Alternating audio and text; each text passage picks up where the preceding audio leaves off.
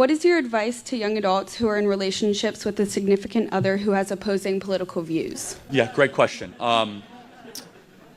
So obviously everyone is free to make their own choices. I think that is a recipe for disaster. I do. And I'm not saying break up with that person. I'm not saying you can't have a nice time. But here's a good question. Eventually you might have children. Let's pretend you have children with that person, okay? Whose values are you going to teach the kid? What kind of school do you send the kid? And who decides then?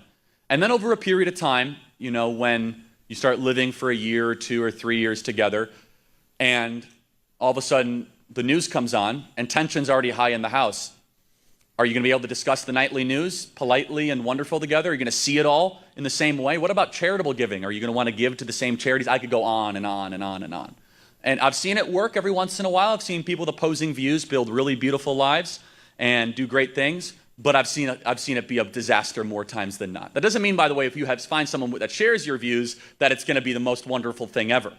But if you want to have children, then I believe firmly you have to marry somebody or be with someone that sees the world the same way you do. Or else it's not fair to the child. Or else they're going to be having competing and confusing narratives and dialogues passed down to them at all times. And so do what you will with that. But I also have seen a lot of people say, "Oh, I'm going to change them." That's not a good idea. That usually doesn't work. And by the way, if you are in a relationship to change somebody, that's really not what a relationship is, right? Typically, people that go into a relationship with the intent of transforming the other, that ends like the Hindenburg.